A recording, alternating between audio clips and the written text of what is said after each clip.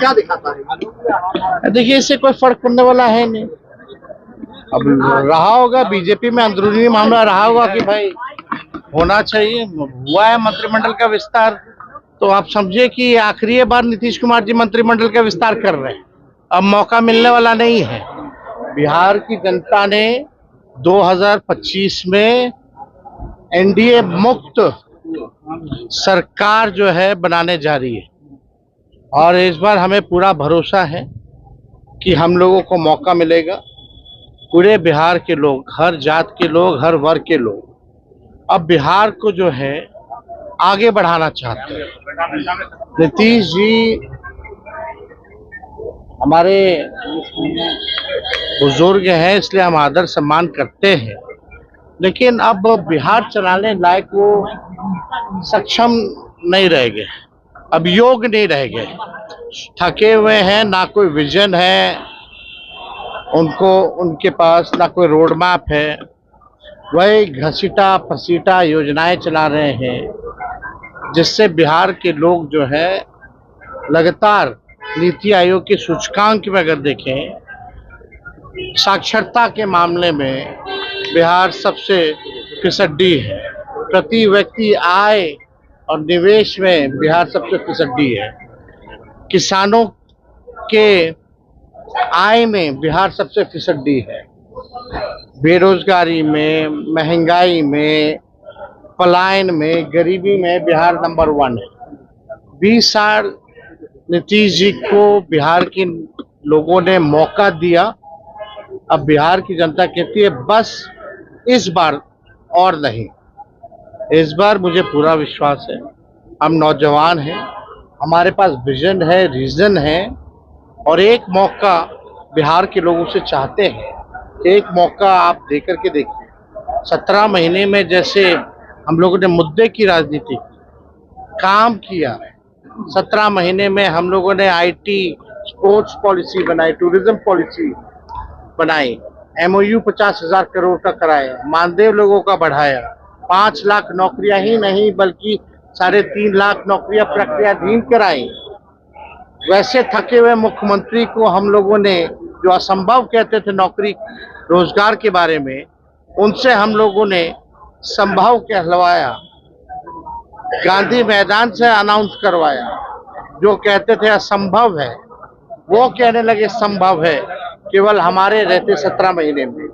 तो अगर पूरा 5 साल का मौका बिहार की जनता देगी तो बिहार जो है तरक्की जो है बड़ी तेजी से करेगी। नरेंद्र मोदी जी आए या कोई आए, बिहार को, बिहार का बेटा और बिहारी मिलकर के ही आगे बढ़ाएंगे।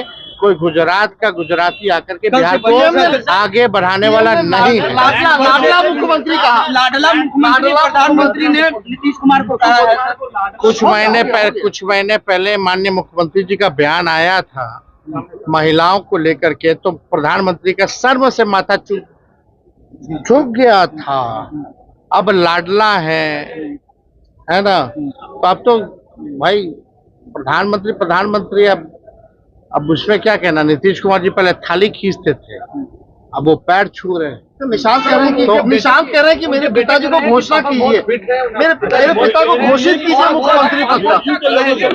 उनके बेटे कह रहे हैं कि पिताजी बहुत स्वस्थ है और 5 साल वो बिहार चला सकते हैं। जेडीयू के लोगों से भी ये क्यों भाई, हम तो चाहते हैं सब लोग स्वस्थ रहे, लेकिन जो सच्चाई है तो सच्चाई है। सच किसी के बोलने से छुप तो नहीं सकता।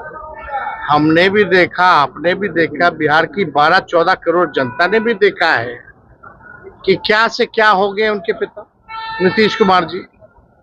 और कैमरे में तो बातें छुपती नहीं है, सामने बात आ ही जाती है। 10 साल से आप नीतीश कुमार जी का एक ही टेप रिकॉर्डर सुन रहे, एक ही बात बोलते हैं।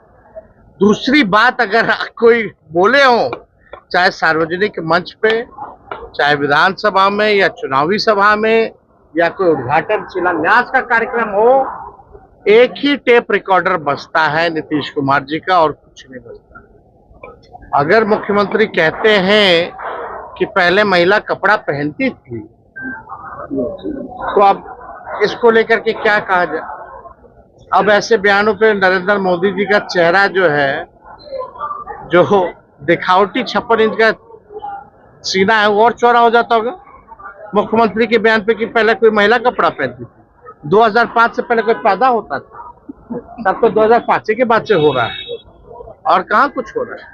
तो आप सब लोग समझ जाइए कि अब चाहे मोदी जी आए, योगी जी आए, भल्ला जी आए, ढिकाना जी आए, इनके प्रचारक भेजो, इनके बिहार के लोगों को कितने बहरूपिये भी यहाँ आकर के इस बार छलने का प्रयास करेंगे, बिहार की जनता इस बार ठगने वाली नहीं। लेकिन उनके बेटे को क्यों मांग करने की जरूरत क्या पड़ी? बेटे से मांग कर रहे हैं। हमारी सीमा भी है ना, वो मुख्यमंत्री जी के पुत्र हैं, हमारा उनसे बचपन से रिश्ता रहा है, तो हम भी एक सीमा तक ही हम बयान दे सकते हैं। लेकिन चाहे जदयू में या भाजपा में कुछ लोग मीटिंग पे मीटिंग कर रहे हैं कि नीतीश कुमार जी के बेटे ना आए, क्योंकि संघी और भाजपाई चाहते हैं कि शरद जी की बनाई हुई पार्टी को बीजेपी हड़प ले।